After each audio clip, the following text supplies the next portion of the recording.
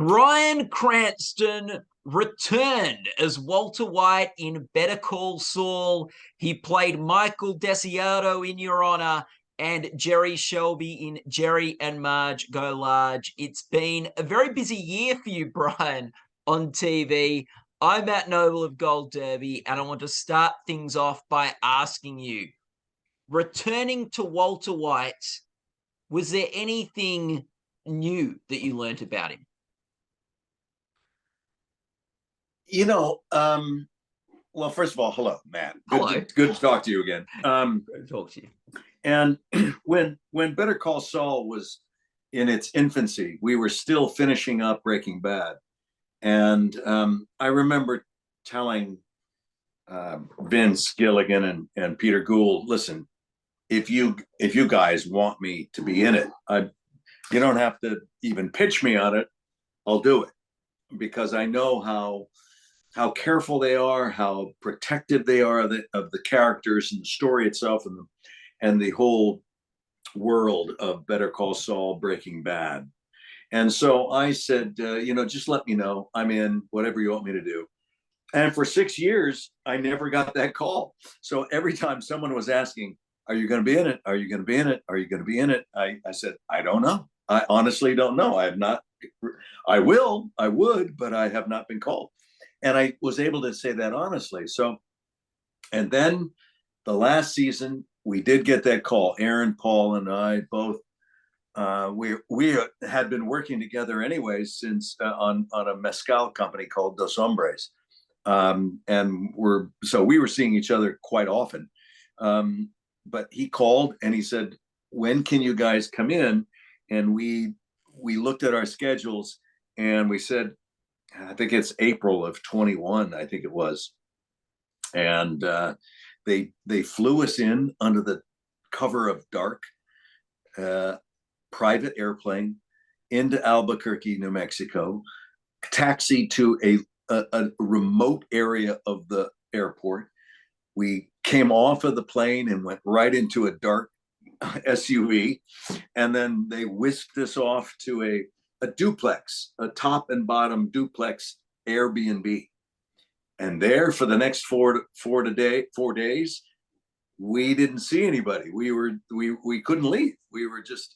It was really kind of a clandestine operation. It was almost like the CIA was creating it. And but then it was only then that we got to see the material that was left for us and what we were going to do. And it was fun. And so I would say that, just being able to put Walter White's clothes back on, his desert boots, the glasses, and all that, it really told me, oh, so this is it's like going to a class reunion. Instead of completely forgetting about it and being disassociated with it, when you relive those situations, you feel like you're in high school again. And you're like, oh, I know this. This feels right. This is triggering some memories in your brain. And so it was fun to go back and do that and be a small part of the last season of Better Call Saul.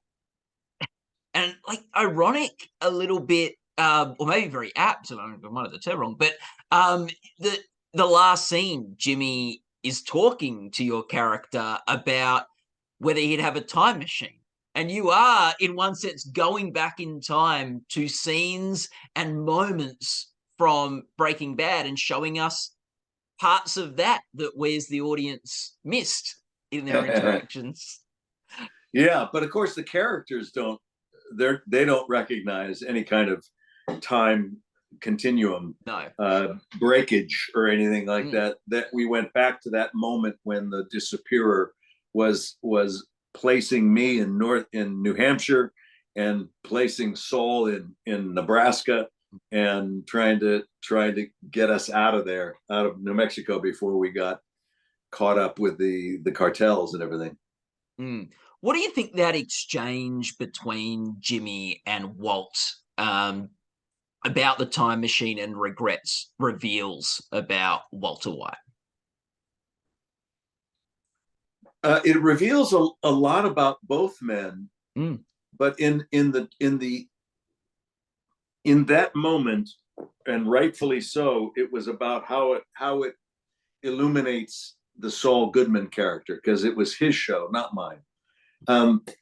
But when he's talking about a time machine, he's talking about all these things, and it's like he's using euphemisms, and it's just what you're taught, and it shows the irritation that Walter White always had with Saul, and it didn't take much to just lock back into that and be honest, because Saul,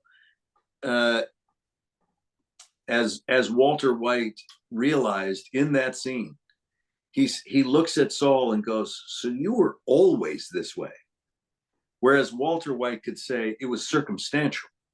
He became who he became out of set of circumstances that arose in his life, that he didn't bring on himself, the cancer treatment, the need for money for his special needs son and the baby on the way and all these things. And then he migrated from being an altruistic task to being an ego-driven task. And that was Walter White's journey. For Saul Goodman, what I think it revealed to the audience, or maybe reinforced, is Saul always had a bent towards well, criminality, and also towards shortcuts, and that's it wasn't circumstantial for him. Yeah. And it's how do you think the stories of Jimmy McGill and the stories of Walter White complement each other? Because I think thematically there's a lot of overlap between the characters, but they end in very different places, their journeys. I think both endings to both shows were very appropriate, very satisfying, surprising to some extent, but justifiable and earned in both cases. What the men had wrought upon their circles in society through their actions. Jimmy McGill, inevitable that he was going to end up alone. He the love of his life, he tried to even the last seconds of it, like with the finger guns, hey, and it's like, oh man, that's a sad man right there, who can't just realize I've lost the most important person in my life, and I finally got caught with all the things that I have done. Whereas Walter White, the only way out for him was death. We knew that from the very beginning, that he had 2 years to live anyway. And sure enough, 2 years later, the last episode starts with him having the bacon 52, and we realize, oh, he's on overtime anyway. His health won't allow him to go further, and he's going to go out in the blaze of glory that he always planned. So why not? I think the only thing and that's why El Camino became a reality, is that it didn't satisfy the story of what happened to Jesse Pinkman. That the audience still needed to know, did he make it out? What happened to that man? What happened to him? And so I was glad that we have Breaking Bad, we have Better Call Saul, we have El Camino, and that pretty much tells the whole story. I don't think you're going to see another iteration of that world again. Of course, I was wrong before. Just when you look back on Walter White and your points, is there just a particularly going back to that character? Is there a moment that you went back to in your head, like just something that was sort of in a good way sort of triggered, and like some special time on that show that just always stays with you? Yeah, it always does. Like I said, it is like going to a high school reunion.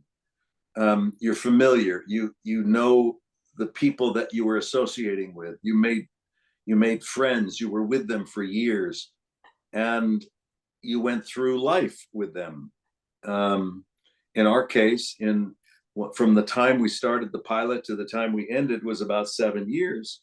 So we went through marriages and divorces and births and deaths and graduations, and so you embrace the entirety of that experience. But at some point, you do have to not live in the past. You have to move forward, and that's the goal: is to appreciate the past but move forward. Yeah. And so Walter White, a character who breaks bad, Michael Desiato on your honor, another character that breaks bad. But in the second season of that show, like we really see maybe sort of the maybe more guilt and it weigh on him in a way maybe we didn't see it weigh on Walter. How did you approach that role differently? And how do you approach that role differently? Well, the between the two seasons of Your Honor, they were the polar opposite. For the first season, it was a man who loses his soul through his decision making, even though empathetically an audience knew why he was doing it and rooted for him to do it to save the life of his son. So his reasons were good, but the bottom line is whenever you try to become someone that you're not, you are putting yourself in jeopardy. And what happened in this case is that he lost everything. He lost his son a year earlier. He lost his wife. He lost his standing in the community. He lost his integrity, his dignity, his job. There was no reason for him to live. So the second season became, how does redemption play in a human's life when all is lost? Where does despair and grief play? How do you work through that? Is there life beyond those extremes? And we know that people are living in that reality. They've lost greatly, and they undoubtedly felt like they didn't want to continue on with their lives. And some who make it through past that decision not to commit suicide, but they don't know where it's going. And what we tried to do is to tell an honest depiction of a man who was in that position, who did not want to live, and how incrementally over the course of the season 2, he discovers quite involuntarily reasons to live incrementally, little things that collect, that become a life. Now, what his life will be when we leave the end of the season, we just don't know. And that's really much how I wanted to end it, that we don't know what's going to happen to Michael Desiato, but we also feel that he no longer wants to die, that there might be something there that he can actually do, that points to some sort of life beyond despair. Yeah. It's interesting, like, because you are playing, you played a character there, you played Walter White, also characters that experience loss and pain. When you won your 4th Emmy Award for playing Walter White, you spoke about how grateful you were and how much gratitude you had. How important is it for an actor approaching roles that can be quite intense and dark to have an appreciation and gratitude for the opportunities that they have? Well, first of all, any human being who makes a living as an actor is the luckiest person in the world. And when I meet actors who don't acknowledge that, I just want to slap them. I just do. It's like, you're an idiot if you don't realize how fortunate we are to make a living as an actor, as a storyteller. Secondarily, it is part of the actor's journey to be at risk emotionally when you're taking on characters that are conflicted and damaged and are trying to find their way. I find that that's the right combination for me. Is it doesn't mean I wouldn't play a despicable character purely through and through, but I find the ones that are damaged but trying to find their way into a more enlightened life are the more interesting ones. So while that being said, I'm open to a journey of any kind. But I guess the most interesting characters to me are the ones that are going to take an emotional journey and to be exhausting physically, emotionally, intellectually. You're exhausted in playing those characters because they take everything from you to do it. Yeah. Now you talked about being lucky. Sometimes you make your own luck, like Jerry and Marge Go Large, your character in that, who makes his own luck there.